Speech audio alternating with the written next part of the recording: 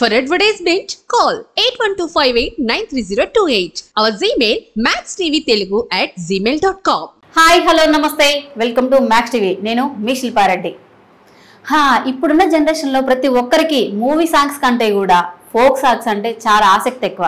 So ఇప్పుడు నాతో పాటు ఉన్నారు మన ఫోక్ సింగర్ ప్రభా గారు. హాయ్ ప్రభా గారు. హాయ్ అండి. ఎలా ఉన్నారు? చాలా బాగున్నా. మీరు ఎలా ఉన్నారు? నాకేం సూపర్ అండి. ఇంటర్వ్యూ స్టార్ట్ చేసే ముందుగా మీకు బాగా ఇష్టమైన సాంగ్తో స్టార్ట్ చేద్దామా? తప్పకుండా. ఓకే.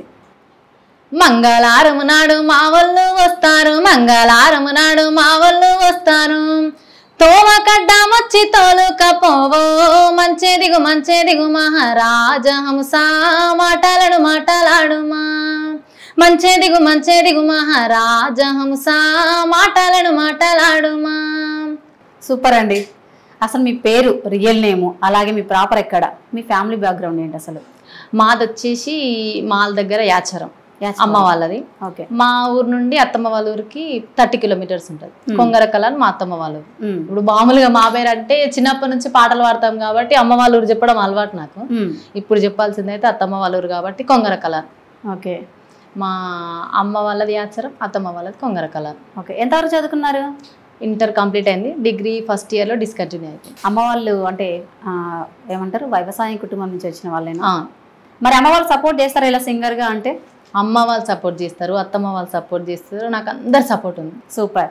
ఇండస్ట్రీలోకి అసలు ఏ ఇయర్లో అడుగు పెట్టారు అసలు? 2020 అనుకుంటా. 2020 నా బిడ్డ అప్పుడు 2 months కడుపులు ఉంది. నా బిడ్డ కడుపులో పడ్డ తర్వాత నాకు అవకాశం వచ్చింది. ఆమె నేను లక్కీగా ఫీల్ అవుతాను. నీకు బాగా ఫేమస్ తీసుకొచ్చిన సాంగ్ ఏంటి?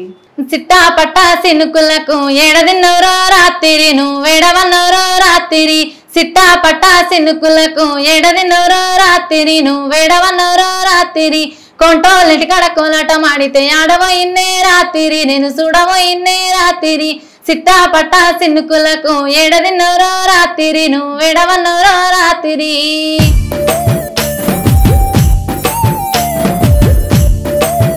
ఇలా ఎవరిచ్చారు అసలు మీకు ఫస్ట్ అవకాశం? ఫస్ట్ నేను అవకాశాల కోసం ఎదురు చూస్తున్నప్పుడు చాలా ఎదురు దెబ్బలు తగిలినాయి నాకు. తగిలిన తర్వాత మా ఆయన, నీ పాట నేను రికార్డింగ్లో ఒక్కసారైనా వినాలి మ్యూజిక్తో సహా అని చెప్పి స్టార్ట్ చేసిండు. మ్యూజిక్ చేయించుకోవాలి అని చెప్పి స్టార్ట్ చేసినప్పుడు బచ్చలకుర సురేష్ అన్న అని ఒక నంబర్ తగిలింది మాకు. ఆ అన్న మీ దగ్గర ఏం సాంగ్స్ ఉన్నాయో నాకు ఒకసారి పంపండి అని చెప్తే ఆ అన్న 2 songs పంపించిన. నేను విని వద్దన్నా, ఇది ప్రొడ్యూసింగ్ అంటే చాలా కష్టం ఉంటుంది, మ్యూజిక్ పెట్టుకోవాలి, అదంతా మీతో కాదు, మీకు తెలియదు అదంతా, నేను నాకు తెలిసిన వాళ్ళకు పంపిస్తా, ఎవరైనా అవకాశం ఇస్తే నేను మీకు చెప్తాను అని చెప్పి ఒక 2-3 పంపించినంట. ఆ 2-3 అమూల్య స్టూడియో గజ్వెల్ వేనన్నకి పంపితే అన్న ఓకే చేసింది. ఫస్ట్ సాంగ్కి అవకాశం ఇచ్చింది ఆయన్నే నాకు. ఫస్ట్ నాకు యాక్టింగ్కి అవకాశం ఇచ్చింది కూడా ఆయన. మరి ఫస్ట్ సాంగ్కి ఎంత రెమ్యూనరేషన్ తీసుకున్నారు? నేను ఎంత ఆశించలేదు. నాకు అప్పుడు పాట పాడాలని ఇష్టం, నేను అది ఖచ్చితంగా మ్యూజిక్తో వినాలని మా ఆయనకి ఇష్టం. ఇంత కావాలి ఖచ్చితంగా ఇదే పేమెంట్, నాకు పైసలు కావాలని కూడా నేను అస్సలు ఆశించలేదు. కాకపోతే నాకు అప్పుడు అన్న 10,000 ఇచ్చిండు. ఆ 10,000తో నేను ఒక ఫోన్ తీసుకున్నా, వివో ఫోన్. ఇప్పటికి ఉందా మరి ఆ మొబైల్? ఉంది ఖచ్చితంగా. సూపర్. అసలు మీరు ఇండస్ట్రీలోకి అడుగు పెట్టాలంటే పేరెంట్స్ తరపున సపోర్టా లేదంటే మీ అత్తమామల సపోర్టా? మా హస్బెండ్. మీ హస్బెండ్. ఓ సూపర్. వాళ్ళకు తెలియదు, వీళ్ళకు తెలియదు. అసలు పాడాలి, నేను వినాలి నీ సాంగ్ అని చెప్పి తీసుకొచ్చింది ఆయన. నన్ను నేను వదిలేసుకున్నా, వద్దు ఇక నేను దోలాడను, ఎవరిని అడగను నేను అని చెప్పి నేను ఆగిపోయినా. ఆయననే వెతికిలాట స్టార్ట్ చేసిండు. మ్యూజిక్ డైరెక్టర్ కోసం వెతికి సురేష్ అన్న ద్వారా వేనన్నకు పరిచయం అయినా. అసలు నేను సింగర్ కావడానికి ముఖ్య కారణం అయితే మా ఆయన. ఇప్పుడున్న జనరేషన్ లో ఇలా హస్బెండ్ సపోర్ట్ అంటే చాలా గ్రేట్ అసలు. అసలు మీరు ఇండస్ట్రీలో అడుగు పెట్టారు కదా, మరి అత్తమామలు కూడా సపోర్ట్ చేశారు? అందరు సపోర్ట్ చేశారు. ఎప్పుడు మా ఇంట్లో ఉన్నప్పుడు షూట్స్కి వెళ్తే మా అత్తమ్మనే చూసుకునేది. నేను వచ్చిన తర్వాత రికార్డింగ్స్కి వెళ్ళినా కూడా అన్ని రెడీ చేసి పెట్టేది ఆమె.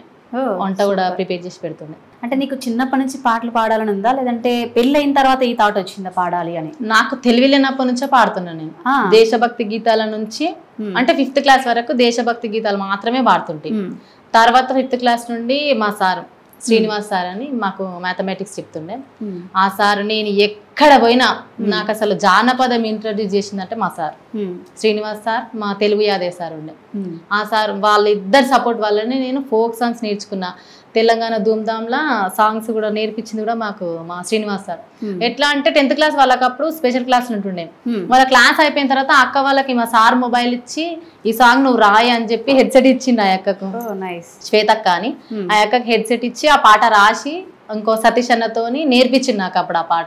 నువ్వు నేర్చుకోవాలి, ఇది వాడాలని చెప్పి అంత ఖచ్చితంగా చేసిన సార్ నన్ను. నిజంగా నేను ఇంత ధైర్యంగా స్టేజ్ పైన నేను పాడినా అంటే నాకు వాయిస్ బాగాలేదు సార్ అంటే కూడా అస్సలు వినకపోతుండే.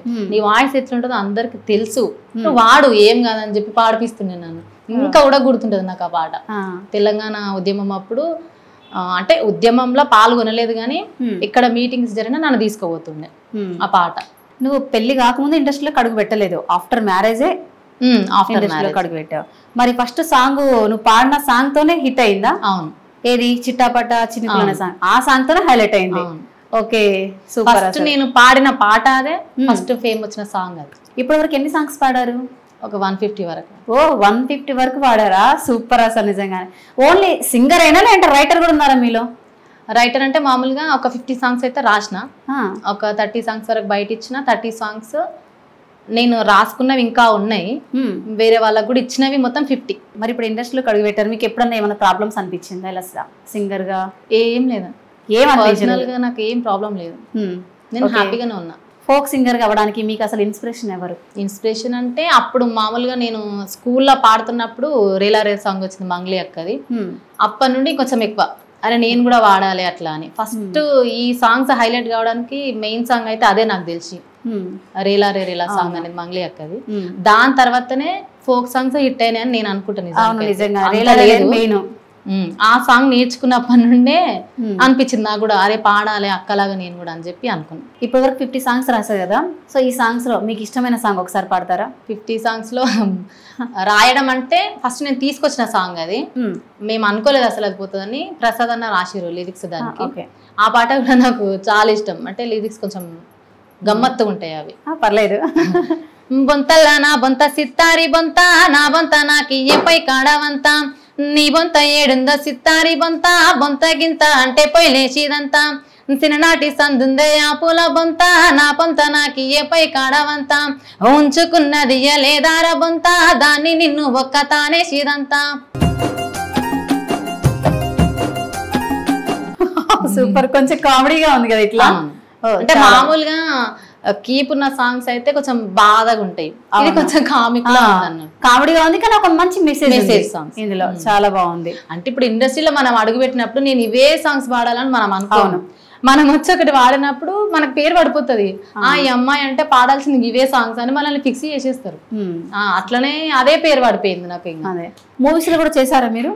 ఒక సాంగ్ పాడిన ఐటమ్స్. ఒకసారి ఆ పాట పాడతారా? వద్దు, అంటే రిలీజ్ చేసుకుంది మనం వాడొద్దు కదా. ఒకవేళ రిలీజ్ అయిన ఉంటే పాడుతుంటాం. 150 సాంగ్స్ పాడారు కదా, ఇందులో మీకు బాగా ఫేమస్ తీసుకొచ్చింది చిట్టాపట్ట చినుకులు. ఇంకా ఏమైనా బాగా కొంచెం ఫేమస్ తీసుకొచ్చి? కొమటలమో ఎంకటి గాజులు గిట్ట పంపినావా నాకు, కొమటలమో ఎంకటి గాజులు గిట్ట పంపినావను, గంధములవో గంగమని గాజులు నేను వంపలేని పిల్ల, గంధములవో గంగమని గాజులు నేను వంపలేని పిల్ల, మా పటేలమో ఎంకటి ఇంటి ముందుకు వచ్చినావా బావ, మా పటేలమో ఎంకటి మా ఇంటి ముందుకు వచ్చినావను.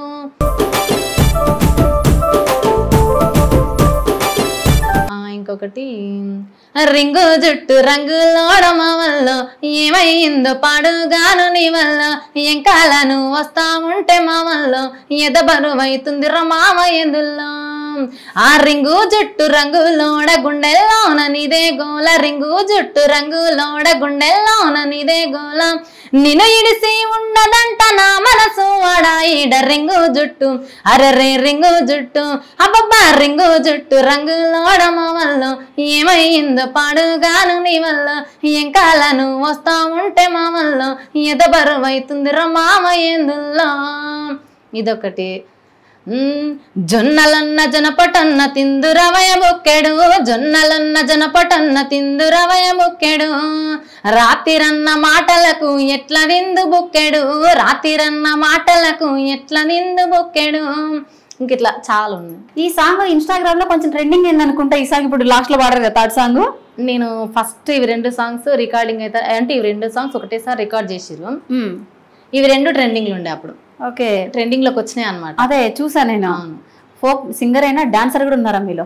డాన్సర్ లేదమ్మా, డాన్సర్ యాక్టింగే నాకు రాదనుకుంటే అన్న వాళ్ళు లేదు నువ్వు చేయగలుగుతావు నువ్వు రా అని చెప్పి తీసుకెళ్ళి నేను మరీ చెప్పిన అన్న నువ్వు తీసుకోతున్నా నేను చేస్తానా చేయనా నాకు తెలియదు అంటే షూట్ అంటే ఎట్లుంటుందో మనకు తెలియదు. అక్కడ పోయిన తర్వాత నేను చేయలేకపోతే అంత ఆగమవుతుంది ఇక్కడ నుంచి తీసుకోతున్నావు అన్న నువ్వు అని చెప్పిన. నువ్వు చేస్తావు నాకు తెలుసు నువ్వు రా అని చెప్పి తీసుకుపోయింది వేనన్న. సూపర్, అది సక్సెస్ అయిపోయింది. ఓకే, అది మూవీలోనా? చిట్టాపట్ట సింపుల్. ఓకే, ఈ సాంగ్ కి యాక్టింగ్ కూడా చేశారు మీరే? ఈ సాంగ్ తిందిరావయ్య బొక్కాడు. Okay, super. అసలు నిజం చెప్పాలంటే రాదు రాదని చెప్పేసి అన్ని చేసేస్తూనే ఉన్నారు కదా, అన్ని కళలు ఉన్నాయి మీలో. మామూలుగా ఇంకా యాక్టింగ్ అంటే పెద్ద అదేం కాదు. లిరిక్ పరంగా మేము ఒక లిరిక్ పాడుతున్నాం అంటే దానికి ఎక్స్ప్రెషన్ ఇవ్వాలి కాబట్టి అక్కడ అది పడిపోయింది అంతే. మరి ఇప్పుడు ఇలా స్టూడియోస్కి వెళ్తుంటారు కదా, మరి ఇప్పుడు మరి పిల్లలతో ఇబ్బంది అనిపించలేదు? ఎవరు పట్టుకుంటారు మరి పిల్లల్ని? అంటే ఇబ్బంది అంటే నేను రికార్డింగ్స్కి వచ్చినప్పుడల్లా మా ఆయన వస్తారు నాతో పాటు.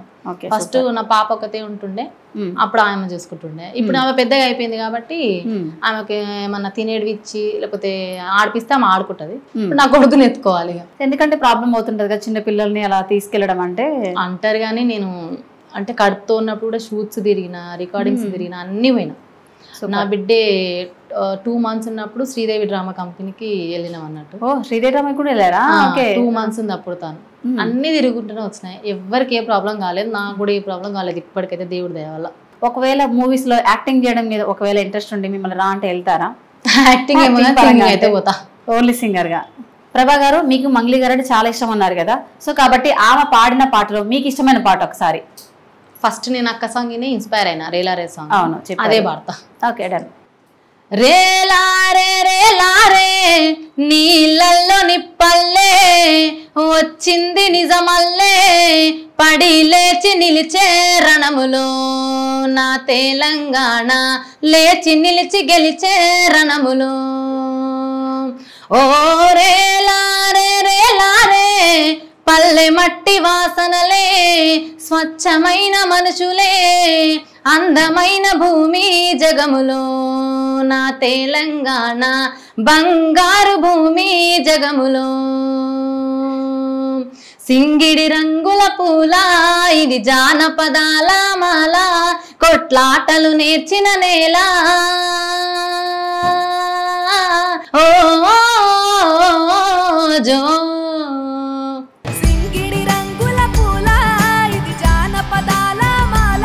మరి మీకు ఈ ఫోక్ సాంగ్స్ అంటే మన బతుకమ్మ సాంగ్స్ అలాగే బోనాలు, సో ఈ సాంగ్స్ కూడా వాడతారా మీరు?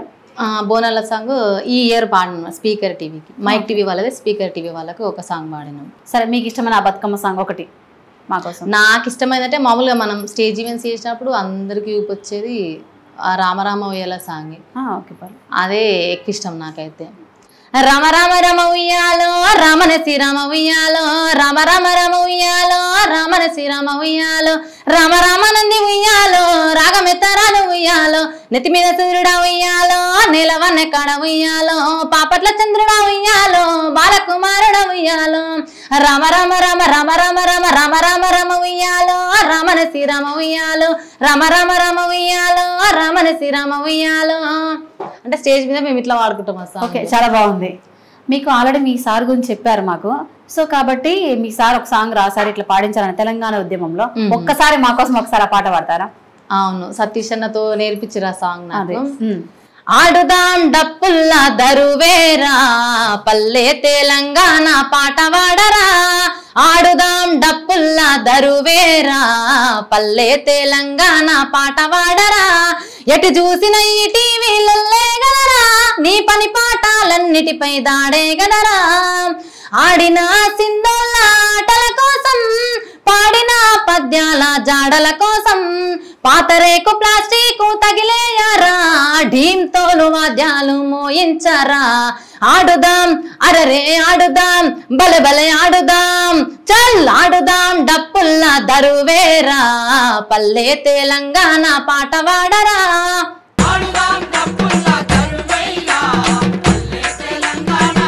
ఇప్పుడు ఉన్న ఈ సమాజంలో లేడీస్ గురించి ఎప్పుడైనా కానీ మీకు సాంగ్ రాయాలనిపించలేదా? అంటే సామాజిక సాంగ్స్ నేను ఎక్కువ ఇంట నిజానికి. ఆడపిల్లల గురించి అంటే చిన్నప్పటి నుంచి నేను అన్ని అవే పాటలు ఎన్నుకుంటూ వచ్చిన. నిజానికి సమాజం గురించే ఎన్నుకుంటూ వచ్చిన నేను. ఆ పాటలు కూడా చాలా ఇష్టం నాకు. అంటే ఇప్పుడు మామూలుగా నిన్న మొన్న ట్రెండ్ అయింది కదా సాంగ్, అది కూడా ఇట్లా జర్ర యాదిలుంచుకోవే బిడ్డో అడుగు పెడుతున్నదత్తోరిల్లు, జర్ర ఓపిక తెచ్చుకో బిడ్డో ఆడ బతకాలే నిండా నూరెళ్ళు, అమ్మాయిల మీద అలిగినట్టు నువ్వు అత్తగారింటిలా అలగద్దు బిడ్డ, అత్తకెదురు నువ్వు చెప్పొద్దు బిడ్డ, మామకెదురు నువ్వు మల్లొద్దు బిడ్డో, నీ ఈడు సిన్నదే బిడ్డో నువ్వు ఎట్లిదుకొస్తావో బిడ్డ, జర్ర యాదిలా జర్ర యాదిలుంచుకోవే బిడ్డో అడుగు పెడుతున్నదత్తోరిల్లు, జర్ర ఓపిక తెచ్చుకో బిడ్డో ఆడ బతకాలే నిండా నూరెళ్ళు. ఇదొకటి. మామూలుగా ఇప్పుడు సిపిఎం సాంగ్స్ ఉంటాయి కదా, అవునా, అవి కూడా చాలా వినేదాన్ని అనమాట నేను.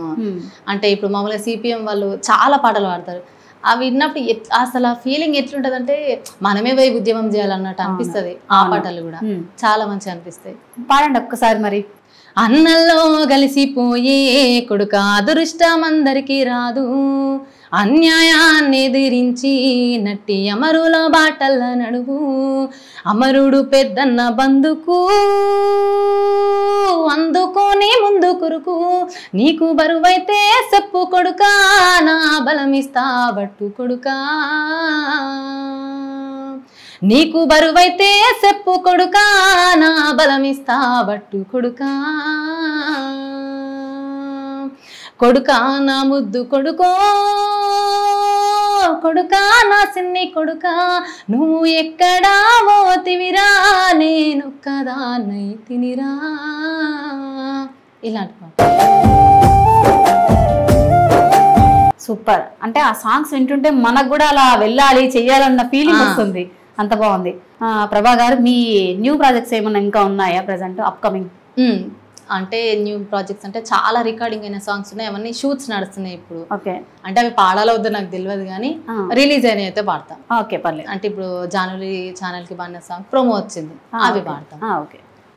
కానక కంపల పడితేనే మేనత్త కొడుకాని పెళ్లి చేసుకొని, కానక కంపల పడితేనే మేనత్త మంచిదాని కండ్లు మూసుకొని, పెళ్ళైన కానుంచి ఒక్క దినము కూడా నిమ్మలంగా ఉండనియ్యలేదే, అమ్మో దీన్నొట్లే మన్నువయ్యా నోరు కన్నగా మోరినయం, అమ్మో దీన్నొట్లే మన్నువయ్యా నోరు కన్నగా మోరినయం. అత్త కొడల సాంగ్ ఇది. ఓకే, ఎనీవే థ్యాంక్ యూ అండి, థ్యాంక్ యూ సో మచ్. నిజం చెప్పాలంటే మేము పిలవగానే ఇలా ఇంటర్వ్యూ వచ్చినందుకు థ్యాంక్ యూ సో మచ్. అలాగే నా తరపున, మ్యాక్స్ టీవీ తరపున మీరు ఇంకా పై స్థాయికి ఎదగాలని మనస్ఫూర్తిగా కోరుకుంటున్నాం. మీకు కూడా థ్యాంక్ యూ సో మచ్ అండి. ఎందుకంటే అన్ని పాటలు అన్నిసార్లు మనం ఒక్కరం పాడుకుంటాం. అవును. అంటే ఇలాంటి ఇంటర్వ్యూస్ వల్లనే మేము బయటికి పాడగలుగుతాం. అంటే మాకు వచ్చిన అవకాశాలను మాత్రమే వినియోగించుకొని వాళ్ళు చెప్పింది వాడాలి, మేము రాసింది వాడాలి అంతే. అంటే ఈ పాటలు కూడా పాడగలుగుతారు అని తెలిసేదైతే ఇంటర్వ్యూలనే మామూలుగా. అంటే అలాంటిది నేనైతే ఇప్పుడు పాడిన కొన్ని సాంగ్స్ చూసా, నాకు కూడా చాలా హ్యాపీగా ఉంది నిజానికి. Thank you so much. మీకు థ్యాంక్ యూ అండి. థ్యాంక్ యూ అండి.